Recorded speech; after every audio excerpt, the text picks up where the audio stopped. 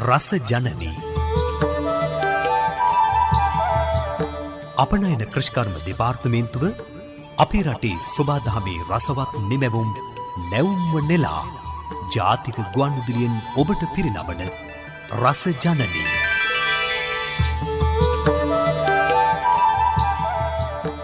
මෑත කාලයේ අපනයන කෘෂි භෝග අතරින් වඩාත්ම කතාබහට ලක් වූ භෝගයක් විදිහට කහ භෝගය හඳුන්වන්න පුළුවන්.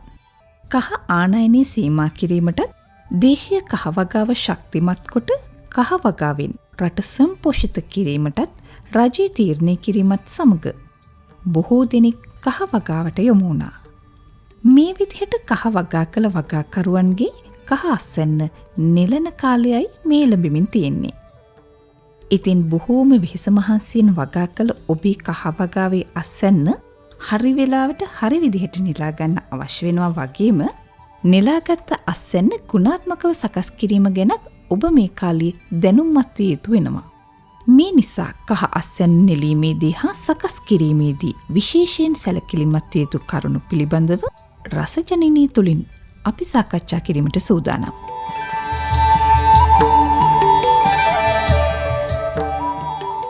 අපනයන කෘෂිකර්ම දෙපාර්තමේන්තුව සමගින් එක්ව අදත් අපි සූදානම් ඔබේ නිවහනට රස ජනනී රැගෙන එන්නට. අපනයන කෘෂි භෝග අතරේ අපේ කතා බහට ලක්වන ඒ වගේම අපේ රටේ ආර්ථික ශක්තිය වඩාත් වැඩි දියුණු කරන භෝගයක් විදිහට අපිට හඳුනා ගන්නට පුළුවන් කහ භෝගය. අද අපි සූදානම්ව සිටිනවා නෙලාගත් කහ අස්වැන්න ගුණාත්මකව සැකසීම පිළිබඳව සාකච්ඡා කරන්නට. ඒ සඳහා අද අපේ මැදිරියට පැමිණ සිටිනවා අපනයන කෘෂිකර්ම දෙපාර්තමේන්තුවේ කෑගල්ල දිස්ත්‍රික් ව්‍යාප්ති නිලධාරී KACA වික්‍රමනායක මහත්මයා. අයිබෝන් ඔබතුමන්ට. අයිබෝන්. හොඳයි. නෙලාගත් කහ අස්වැන්න ගුණාත්මකව සකසමු මේ පිළිබඳව කතා කරද්දී වික්‍රමනායක මහත්මයා දැන් කහ අස්වැන්න නෙලන කාලය ලැබිලා තියෙනවානේ. කොහොමද කහ අස්වැන්න නෙලන කාලය අපි හරියටම හඳුනාගන්නේ? ඔව් මම හිතන බොහොම කාලින මාතෘකාවක් අපි තෝරන් තියෙන්නේ. මේ කාලේ තමයි ඇත්ත වශයෙන්ම කහ අස්වැන්න නෙලන කාල සීමාව. අපිට කහ අස්වැන්න නෙලන කාල සීමාව තෝරගන්න පුළුවන් පහසුම ක්‍රමය තමයි කහ වගාවේ වායෝ කොටස. එහෙම නැත්නම් පොළ මට්ටමින් උඩට තියෙන පත්‍ර වියලි යන කාලය අපිට සලකපුවාම අපිට පහසුවෙන්ම කහ වගාවේ අස්වැන්න නෙලන කාලය කියලා හඳුනා ගන්න පුළුවන්. ඔව් අර අපි සාමාන්‍ය නිරීක්ෂණය කරද්දී දකිනවා පත්‍ර වියලි ගිහින් තියෙනවා. එතකොට තමයි කහ අස්වැන්න නෙලන්න හොඳ කාලේ ඔන්න දැන් නෙලඹිලා කියලා අපි තීරණය කරන්නේ. ඔව්. බොහොම සරල ක්‍රමයක්. සරල ක්‍රමයක්. ඊට අමතරව අපිට ගොවි මහත්තුරු දන්නවා කොයි කාලෙද මේක හිටෙවි කියලා. සිටවලා දල වශයෙන් මාස 9ක්වත් ගත වෙලා තියෙන්න ඕනේ. මාස 9න් එහා පැත්තට ගියොත් තමයි කහ වගාවේ નિયમિત විදියට කහ අස්වැන්න මෝරලා තියෙන්නේ. ඔව්.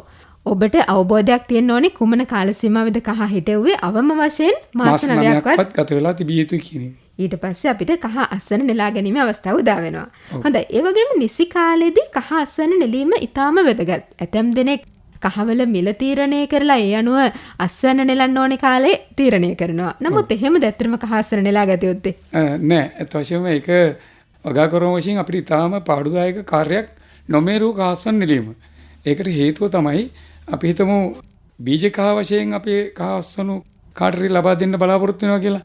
එතකොට බීජ කහවල ප්‍රෝහණ ශක්තිය ඉතාම අඩුයි. ඒ කහල යම්කිසි කෙනෙක් බීජ කහ වශයෙන් අරන් ගිහිල්ලා ඒක බැල කරන්න ගිහිච්චට ඒකේ නියමිත ප්‍රෝහණය වෙන්නේ නැහැ. එතකොට ඒක අසාර්ථක වෙනවා. ඒක වියල්ල යනවා. ඒ පැත්තෙන් එහෙම. අනිත් පැත්තෙන් ගත්තාම කහ සකස් කිරීම සඳහා නොමේරු කහ අස්වැන්න නෙලා ගත්තොත් අත් වශයෙන්ම අමු සහ වියලි අනුපාතය තාම අඩු ප්‍රමාණයක් ගන්නවා. මොකද අපි දන්නවා නොමේරු අස්වැන්න නෙලාගෙන එකට 10ක් අවශ්‍යයකට මේරු අස්වැන්න අපිට යන්නේ එකට 5ක් විතර. ඒ කියන්නේ අපිට විශාල පාඩුවක් සිද්ධ වෙනවා නොමේරු කහ අස්වැන්න නෙලා ගැනීමෙන් වගාකරුවන් හැටියට. ඒ නිසා අපි අවධාරණයෙන් සිතට ගත යුතුයි. අපි නෙලාගත යුත්තේ අපිට ආර්ථික ප්‍රශ්න තිබුණත් එහෙම නැත්නම් මිල ගණන් ගැන යම්කිසි අවධානමක් තිබුණත් මේරු කහ අස්වැන්න පමණක් නෙලාගත යුතුයි කියන එක. හොඳයි. අපනයන කෘෂි භෝග බොහෝමයක් ගැන කතා කරද්දී අපි රසජනනී වැඩසටහනින්ම කියලා තියෙනවා નિયમિત කාලයට කලින් අස්වැන්න නෙලන්න එපා. ඔබට ලැබෙන ලාභය ගැන හිතලා එහෙම කරොත් ඔබ හිතනට වඩා පාඩුවක් තමයි සිද්ධ වෙන්නේ. කහවලටත් ඒක අදාළයි. ඔව් දැන් අපි කතා කළොත් කුඩා පරිමාණයෙන් ගෙවතු මට්ටමින් අපේ පවුලේ පරිභෝජනයට පමණක් කහ වගා කරන අය බොහෝ දෙනෙක් ඉන්නවනේ මේ මෑත කාලේ බොහෝ දෙනෙක් යමු වුණා ගෙවත්තේ ඉඩ කඩ තියෙන තරමින් කහපැල ටිකක් වගා කරගන්න. කහපැල සිටුපු අය මේ විදිහට තමන්ගේ නිවසේදීම කහකුඩු ටික සකස් කරගන්නත් කිසියම් අවබෝධයක් ලබාගෙන තියෙනවා. ඔව් ඇත්ත වශයෙන්ම ඊටාම පහසු ක්‍රමයක් තියෙන්නේ. අපි දන්නවද වෙළඳපොලේ ගත්තාම කහකුඩු මිල ඉතා අධිකයි. මේ දැන් ග්‍රෑම් 50ක් ගත්තාම රුපියල් 350ක් වගේ ඉතා ඉහළ මිලක් ගන්නවා මේ වකවානුවේදී වුණත්.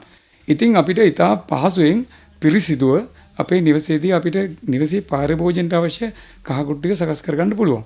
මෙතෙන්දි කරන්න ඕනේ මුලින්ම අපි අපේ කහ අස්වනු මේරුවෙන් පස්සේ නෙලාගෙන එය සෝදා පිරිසු කරගන්න ඕනේ. ඒත් එක්කම අපි දන්නවා කහ අස්වැන්නේ තියෙනවා කහලයක් ගත්තාම මව්වල සහ ඇඟිලිවල කියලා. එතකොට කහ ගුණාත්මක කහසන්නක් සකස් කරගන්න නම් මේ කහලේ තැම්බීම සිදු කරන්න ඕනේ. එතකොට තමයි ගුණාත්මක නිෂ්පාදනයක් අපිට හම්බෙන්නේ. නමුත් මව්වල සහ ඇඟිලිවල තැම්බීමේදී ගතවන කාලය වෙනසක් වෙනවා. මොකද මව්වල ස්වභාවයෙන්ම තැම්බීමට යම් වැඩි කාලයක් ගන්නා නිසා. ඒ නිසා අපි මව්වල සහ ඇඟිලිවල වෙන් කරගෙන මව්වල කුඩා කොටස් වලට කපලා අපි ගෙදර භාවිතා කරන්න පුළුවන් ස්ටීමරය එහෙම නැත්නම් ප්‍රෙෂර් කුකරය එහෙමත් නැත්නම් මුට්ටිය වැනි දෙයක් හරි පාවිච්චි කරලා අපි තම්බාගත යුතුයි. ඒ තැම්බීමේ ප්‍රමාණය අපිට තීරණය කරගන්න පුළුවනි. තම්බන ලද කහලයක් අපි දෙකට කල්ලා බලපුවම නූල් ඇදෙන අවස්ථාව එනකොට නියම පාදමට තැම්බිලා තියෙනවා. එහෙම නැත්නම් අපිට ඉරටු කෑල්ලක්, ගෑරුප්පුවක් වගේ දෙයක් අපිට භාවිතා කරලා අලිය තැම්බිලාද කියලා බලා ගන්න පුළුවන්. දල වශයෙන් ඇඟිලිවල වලට මේ සඳහා විනාඩි 30ක් විතර කාලයක් සහ මව්වල වලට විනාඩි 45ක් විතර කාලයක් ගත වෙනවා මේ වැඩේට. ඔව්. දැන් මේ විදිහට මේ නිසි පරිද්දෙන් තම්බාගත්ත කහල කොහොමද ඊළඟට අපි නියමිත පරිදි වේලා ගන්නෙ? ඔව්. වේලා ගැනීමේදී සහ කුඩු කර ගැනීමේදී අපි නිවසේදී අර කහ අලපිටින් කුඩු කර ගන්න ගියාම අපි නිවසේ මුළුතැන්ගෙයි භාවිතා කරන ග්‍රයින්ඩරේට ප්‍රශ්නයක් තියෙනවා අලේ පිටින් වියලා ගැනීම. ඒ නිසා අපි ඊළඟට කරන්න ඕනේ මේ කහල කුඩා පෙති කපා ගැනීම තමයි ලේසි. එතකොට අපිට පහසුවෙන් වියලා ගැනීම සහ පහසුවෙන් කුඩු කර ගැනීම කරන්න පුළුවන්. හැබැයි ඇතැම් ගෙවල් වල මම දැකලා තියෙනවා මේකට අර අපි අර ග්‍රේටරේ කියන එක අර කැරට් එළවලු වගේ දේවල් ග්‍රේට් කරගන්න පාවිච්චි කරන ග්‍රේටරේ පාවිච්චි කරලා කුඩා කොටස් වලට වෙන් කරගෙන වියලා ගැනීම සිදු කරනවා. එහෙම වියලා ගන්න වියලි කහ ටික අපිට සුලන් නොවදින්සේ අසුරලා බොහෝ කාලයක් තියාගන්න පුළුවන්. ඒතකොට අපිට අවශ්‍ය අවස්ථාවලදී මුළුතැන්ගේ භාවිතා කරන ග්‍රයින්ඩරේ භාවිතා කරලා අපිට ඉතා පහසුවෙන් කුඩු කරලා හොඳ ගුණාත්මක පිරිසිදු අපිට 100% විශ්වාසදායී කහ කුඩු නිෂ්පාදනයක් අපිට සාදා ගන්න පුළුවන්. ඔව් දැන් ඔබතුමාගෙන් තවත් අතුරු ප්‍රශ්නයක් අහන්න හිතෙනවා. දැන් අර කහ හරි විදිහට තැම්බිලාද කියලා බලාගන්න හිටිය ඔබතුමා කිව්වනේ කොහොමද නියමිත පරිදි වේලිලාද කියලා හඳුනාගන්නේ? ඔව් වේලිලාද කියලා හඳුනා ගන්න නම් අපිට අත්‍යවශ්‍යම පුළුවන් මේක මේ අතින් අල්ලා බලලා අපිට හොඳට ක්‍රිස්පි කුඩු වෙන තරමට අපිට වේලිලා නම් අපිට හොඳින් වීල්ලා කියලා දැනගන්න පුළුවන්. වික්‍රමනායක මහත්මයා ඔබතුමා ඊටාම හොඳින් පැහැදිලි කරලා දුන්නා නිවසේදී කහ කුඩු සකස් කර ගැනීම පිළිබඳව. අපි කැමතියි දැනගන්නට නිවසේදී කොහොමද කහ පල්පය සකස් කරගන්නේ කියලා. ඔව් මම හිතන්නේ කහ පල්පය කිව්වම අපිට 아무තු දෙයක් නෙවෙයි. බොහොම අනාදිමත් කාලෙක ඉඳන් අපි දන්නවා අපි කහ භාවිතා කරලා තියෙනවා. ඒ භාවිතා කරේ කහ කුඩු වශයෙන් නෙවෙයි. අත් වශයෙන්ම අඹරගත්තු කහ ගුලියක් වශයෙන් තමයි අපි නිවසවල භාවිතා කළේ.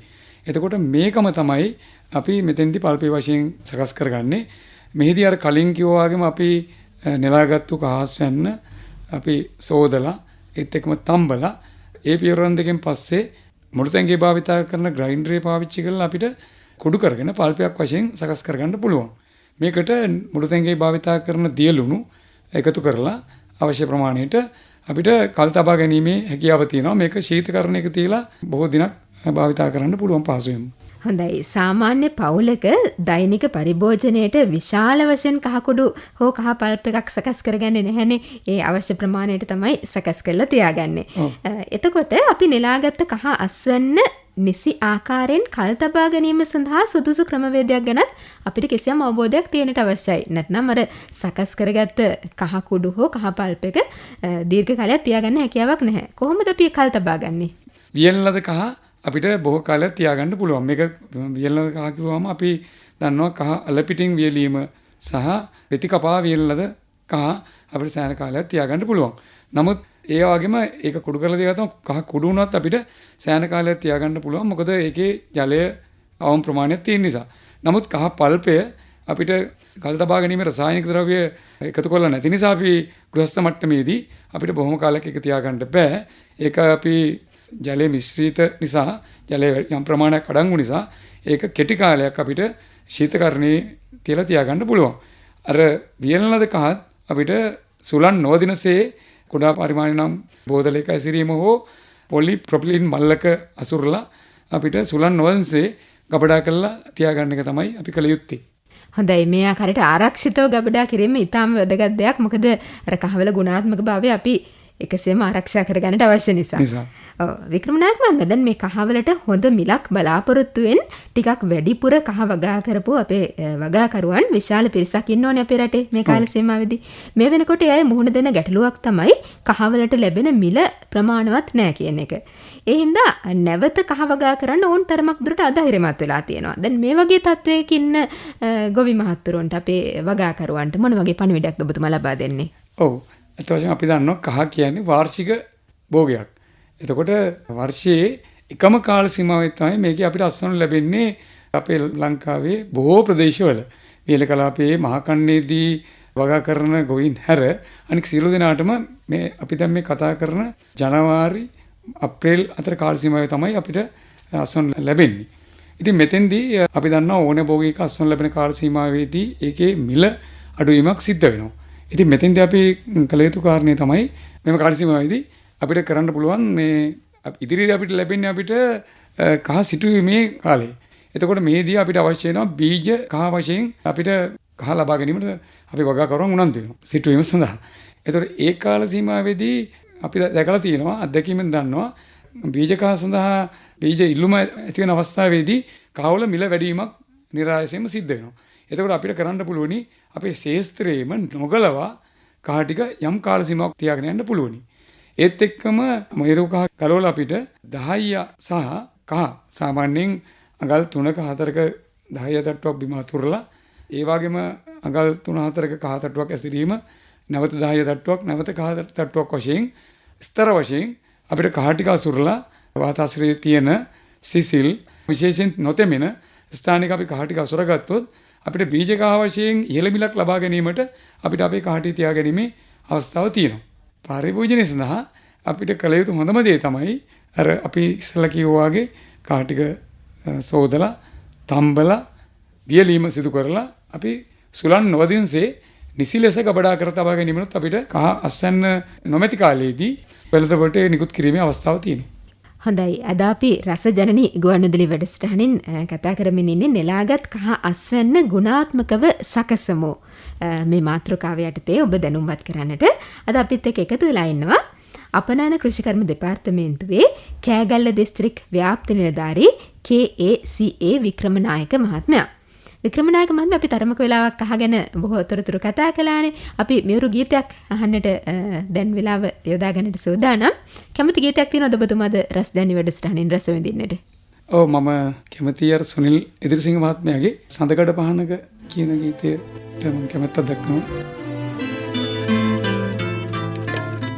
සඳකඩ පහනක කැටයම් ඔබලා පාවෙන දේදුණු ලැබුම් ගනී කැලැතුණු රසයට පැන ආබුබුලක් අකුරු ඇලක් දෙහාදක ලියැයි යුගයෙන් යුගයට නොමියන දානක දිවියක පදනම මතු වෙද්දී නොපෙනෙන ඈතක ඈගෙන යනවා සියුමැලි කැකුලක් මැලවෙද්දී සියුමැලි කැකුලක් මැලවෙද්දී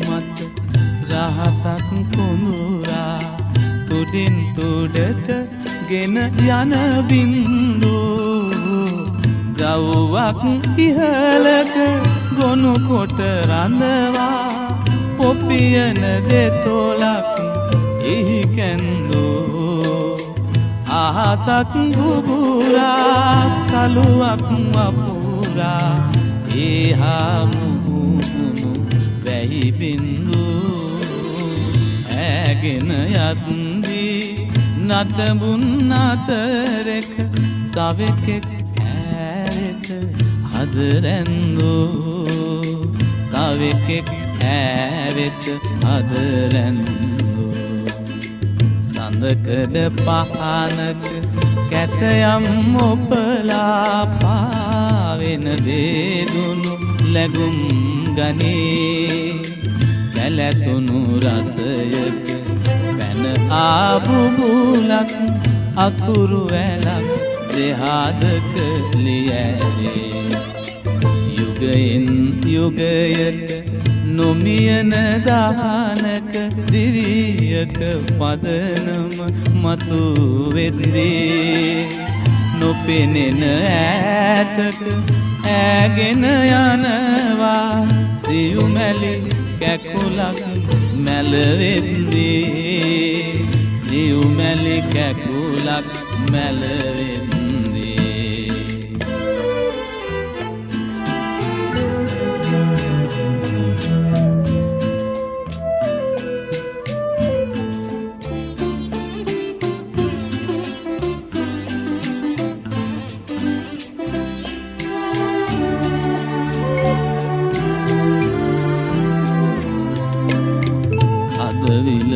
පැදුන් කැටකුලක් නොකාලක නටුවෙන් ගලවා දුරක යවා මිහිලිය තෙත් කොට ගිලිහුණු කඳුලක් සත් සමුදුරකට මුහුව ගියා ඔබට උරුම වූ රිදුණු තැවුණු හද එක් තැම් මැදුරක කවුළු අරා රුවන් විමානෙන් පියඹායන තුරු ඔපියන හදවත සිටී බලා ඔපියන හදවත සිටී බලා සිටී බලා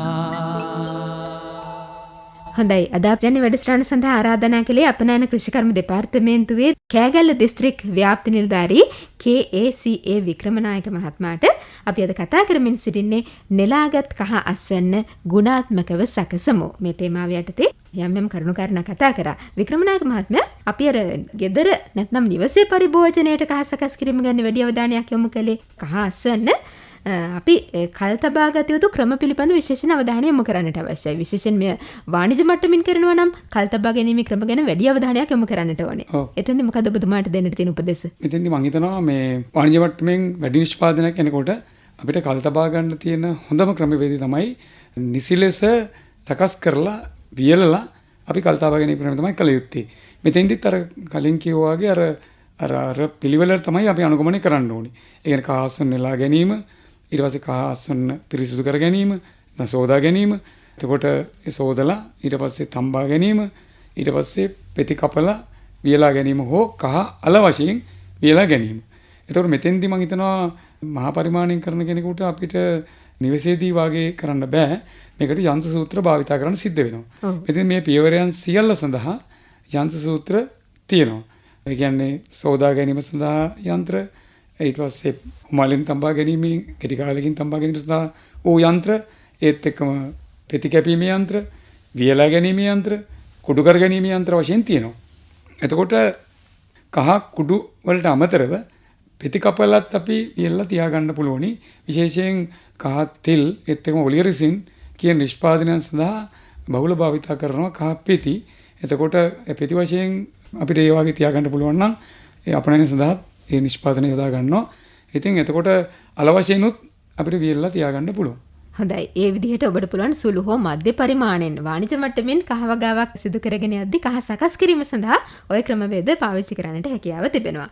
අපි කතා කළොත් කුඩා පරිමාණයෙන් කහ සකස් කිරීමේදී අපි අනුගමනය කළ යුතු ක්‍රමවේදය. දැන් ඔබතුමා කතා කරන්නේ කහ තම්බනාකාරය, වියලනාකාරය, කුඩු කරගන්න ආකාරය, පේස්ට් එක හදන විදිය. දැන් අපි පිළිවෙලට කතා කරොත් කොහොමද කහ අස්වැන්න ගැලවීමේ සිට අපි අනුගමනය කළ යුතු ක්‍රමවේදය කහ සකස් කර ගැනීම සඳහා? විශේෂයෙන් මේරු අස්වැන්න නෙලා ගැනීමට මුලින්ම අපි අවධානය යොමු කළ යුතුයි.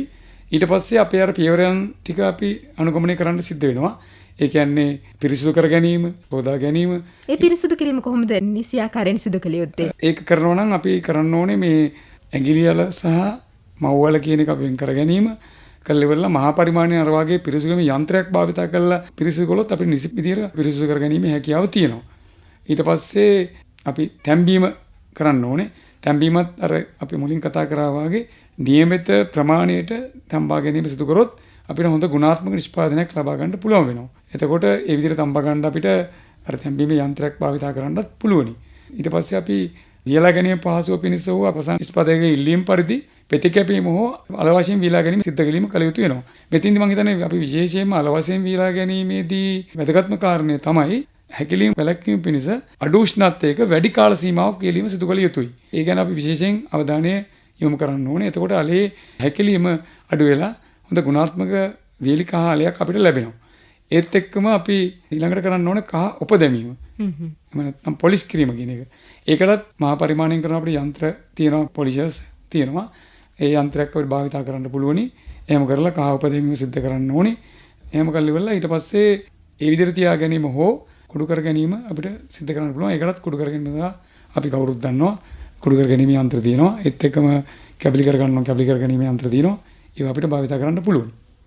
හොඳයි. වාණිජ්‍ය මට්ටමින් කහ වගාවක් සිදු කරගෙන යන කෙනෙක් අර ඔබතුමා කිව්ව යන්ත්‍ර සූත්‍ර ගැන වැඩි අවධානයක් යොමු කරනවා. මොනවද අතර මේ කහ සකස් කිරීම සඳහා භාවිත කළ යුතු යන්ත්‍ර සූත්‍ර? අර හැම පියවරෙන් සඳහාම යන්ත්‍ර නිෂ්පාදනය කරලා තියෙනවා. ඔව් දැන් අපි නම් වශයෙන් කිව්වොත් සේදුම් යන්ත්‍රය. කහ ගැලවෙන් පස්සේ අපිට සේදුම් යන්ත්‍රය, ඕෂාගින සේදීමේ යන්ත්‍ර තියෙනවා. ඊට පස්සේ කහ තැම්බීම සඳහා වූ තැම්බීමේ යන්ත්‍ර තියෙනවා. ඊත් එක්කම කහ පෙති කපා ගැනීමේ යන්ත්‍ර තියෙනවා. ඊට පස්සේ කහ වියලීම සඳහා ඩ්‍රයර්ස් වියලුම් යන්ත්‍ර තියෙනවා. ඊට පස්සේ කහ උපදැමීම සඳහා පොලිෂර්ස් තියෙනවා අපිට. ඒත් එක්කම කුඩු කර ගැනීමේ යන්ත්‍ර තියෙනවා. මෙතෙන් විශේෂයෙන් මතක් කරන්න ඕනේ අලුත් දැන් ආහාර ප්‍රමිතීන් අනුව අර මල නොකන වාණි. එහෙම නැත්නම් SS කියන මේ ලෝහයෙන් නිම වූ ආහාරයට ගැටෙන කොටස් ඒ ලෝහයෙන් නිම වෙච්චි හොඳ ගුණාත්මක යන්ත්‍ර භාවිත කරන්න ඕනේ. ඔව් දැන් අපනයන කෘෂි භෝග කීපයක් වගා කරන වගාකරුවෙකුට තවත් අපනයන කෘෂි භෝගයක් සකස් කිරීම සඳහා මේ යන්ත්‍ර සූත්‍රම් පාවිච්චි කිරීමේ හැකියාවක් තියෙනවද? එහෙම නැත්නම් අත්‍යවශ්‍යම තියෙනවා. අත්‍යවශ්‍යම තියෙනවා. ඒක හොඳ ප්‍රශ්නයක් මම හිතනවා. මොකද දැන් මේවා කන්න භෝග නිසා අනික් කාල සීමාවේ අපිට ඕනම දෙයක් අපි හිතමුකෝ ගම්මිරිස් එහෙම නැත්නම් කෝපි වගේ දෙයක් අපිට වියලා ගැනීම සඳහා අර මේ වියලුම් යන්ත්‍රයම අපිට භාවිත කරන්න පුළුවන් අර මේ අස්වැන්න ලැබෙන කාල සීමාවෙදී. විවිධ කාල සීමාවලදී අස්වැන්න ලැබෙන්නේ. ඒතකොට මේ යන්ත්‍රයම අපිට භාවිත කරන්න පුළුවන් වෙනවා. ඔව් වික්‍රමනායක මහත්මයා එහෙනම් මේක ඇත්තටම ආයෝජනයක්. මෙවැනි ඔබ අපනයන කෘෂි භෝග වගාකරුවෙක් නම් මෙවැනි යන්ත්‍ර සූත්‍රයක් සඳහා මුදලක් වැය කිරීම පාඩුවක් වන්නේ නැහැ. ඔබට ඉදිරියේදී මේ වඩාත් ප්‍රයෝජනවත් වේ. ඔබේ කටයුතු වඩාත් පහසුවෙන් කාර්යක්ෂමව සිදු කරගෙන යන්නට. හොඳයි. දැන් අපි කැමති දැනගන්නට ඔබතුමාගේ වික්‍රමනායක මහත්මයා කහ ආශ්‍රිත ව්‍යාපාරයක් ආරම්භන්නට අදහස් කරගෙන ඉන්න කෙනෙකුට අපනයන කෘෂිකර්ම දෙපාර්තමේන්තුව නිරන්තරයෙන්ම අවශ්‍ය කරන සහයෝගය ලබා දෙනවා. මොන වගේ සහයෝගයක්ද අපනයන කෘෂිකර්ම දෙපාර්තමේන්තුවෙන් ලබා ගත හැකි? ඔව් මම හිතනවා ඒක බොහොම වැදගත් ප්‍රශ්නයක් කියලා. මොකද එහෙම ආයෝජකයෝ අපේ මම හිතනවා අපේ දෙපාර්තමේන්තුව හරහා බිහි වෙච්චි ආයෝජකයෝ ගොඩක් ඉන්නවා.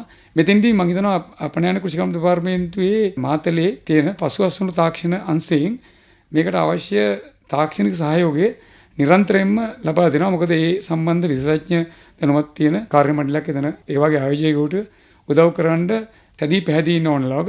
ඊට අමතරව ඒ වගේ යන්ත්‍ර සූත්‍ර මිලදී ගැනීමේදී ගුණාත්මක යන්ත්‍රයක් මිලදී ගන්න ඕන නම් ඒ මිලදී ගන්න යන්ත්‍ර වලට වියදම් කරන මුදලින් 50%ක 60ක වගේ දායකත්වයක් ධනතරක් වශයෙන් සැපීමට අපේ දෙපාර්තමේන්තුවේ ආයෝජන ආධාර වැඩසටහනකුත් ක්‍රියාත්මක වෙනවා. මේ ක්‍රම දෙක පාවිච්චි කරලා මම හිතනවා ඕනම කෙනෙකුට ඉහළ නිෂ්පාදනයක් අපරාණ්‍ය සහයෝගයෙන් වෙන්න අවස්ථාවක් තියෙනවා. ඔව් වික්‍රමනායක මහත්මයා මීට අමතරව කහ වගාවක් පවත්වාගෙන යද්දී විවිධ අභියෝග වලට මුහුණ දෙන්නට සිදු වෙනවනේ. ඇතැම් විට අවශ්‍ය කරන පොහොර ලබා ගැනීම, ඊට අමතරව පලිබෝධ උදුරක් මතුනොත්, රෝග තත්ත්වයක් මතුනොත් ඊට අවශ්‍ය කරන උපදෙස් ලබා ගැනීම සඳහා අපනයන කෘෂිකර්ම දෙපාර්තමේන්තුවේ සහයෝගය අවශ්‍ය වෙනවා. කොහොමද එතෙන්දී ඔබතුමාලා මැදිහත් වන්නේ? මෙතෙන්දී මම හිතනවා අපිට ලේසියෙන් මැදිහත් වෙන්න පුළුවන්. මොකද ඔබතුමාලා වගා කරන ප්‍රදේශවල ගොවිජන සේවා මධ්‍යස්ථානයේ ඉන්නවා අපේ දෙපාර්තමේන්තුවේ නියෝජිතයෙක්. ඒත් වශයෙන්ම අපේ ව්‍යාප්ති නිලධාරී මහත්මයෙක්ව මහත්මියක් ගොවිජන සේවා මධ්‍යස්ථානවල ඉන්නවා.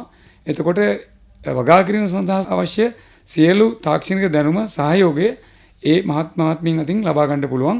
සතියේ සඳහා දිනවල කාර්යාලය දිනේ ඕනම දිනක ගිහිල්ලා නිලධාරී මහත්මීන් මොන ගැසිලා ඒ අවශ්‍ය තමුන්ගේ ගැටලුවට විසඳුමක් ලබා ගන්න පුළුවන් වෙනවා. ඔව් වික්‍රමනායක මහත්මයා මේ හා සම්බන්ධයෙන් වැඩිදුරටත් තොරතුරු දැනගන්නට කැමැත්තෙන් සිටින අයට ඔබතුමාට පුළුවන් දුරකථන අංකයක් මතක් කරන්නට අවශ්‍ය තොරතුරු දැන ගැනීම සඳහා. ඔව් මේ සඳහා අපේ අපනයන කෘෂිකර්ම දෙපාර්තමේන්තුවේ පේරාදෙණිය ප්‍රධාන කාර්යාලයේ දුරකථන අංකයට සම්බන්ධ වෙන්න පුළුවන්. ඒක 0.81 2 388 651 0.81 2 388 651 හෝ මාතලේ පරිශන මධ්‍යස්ථානයේ පසුවස්වනු තාක්ෂණ අංශය සම්බන්ධ වෙන දුරකථන අංකය 0.66 22 22 822 0.66 22 22 822.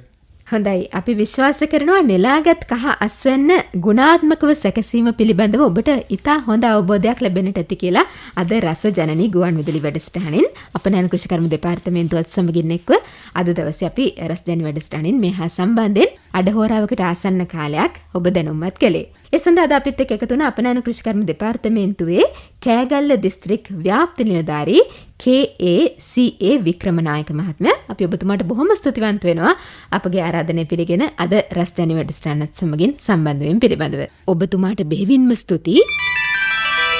අද රස ජනනී ඉදිරිපත් කළ මම ගීතානීයක නායක සම්බන්ධීකරණය අපනයන කෘෂිකර්ම දෙපාර්තමේන්තුවේ නදීකා රුවන්වැල්ල. සතිපතා ඔබේ නිවසට රසබර රස ජනනී ගෙන එන්නට උපදේශකත්වය අපනයන කෘෂිකර්ම දෙපාර්තමේන්තුවේ අධ්‍යක්ෂ සංවර්ධන ජනක ලින්දර මහතාගෙන්. අධීක්ෂණය සහකාර අධ්‍යක්ෂ සංනිවේදන අරුණ SB දිසානායක මහතා. කඳුරට ගුවන් විදුලිය වෙනුවෙන් සම්බන්ධීකරණය තුසිත දිවාකර අබේසේකර. අපනයන කෘෂිකර්ම දෙපාර්තමේන්තුවත් ජාතික ගුවන් විදුලියත් එක් කරමින් වැඩසටහන නිෂ්පාදනය නිලන්ති පුරණේ ගෙදර.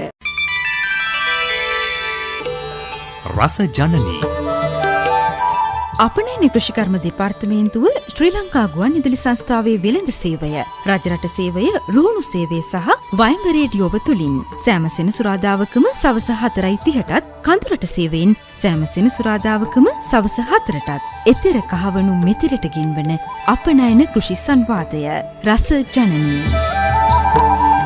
ඔබට අවශ්‍ය මූල්‍යාධාර සහ වගා උපදෙස් අපනයන කෘෂිකර්ම දෙපාර්තමේන්තුවෙන් දැන් නොමිලේ. තොරතුරු විමසන්න, නිර්මාණ යොමු කරන්න මේ අපේ ලිපිනය. රස ජනනී අපනයන කෘෂිකර්ම දෙපාර්තමේන්තුව ගැටඹේ පේරාදෙණිය. දුරකථනය 0.81 2 388 651 රස ජනනී. අතමිට සරු හෙට දිනකට අපනයන කෘෂිකර්ම දෙපාර්තමේන්තුව.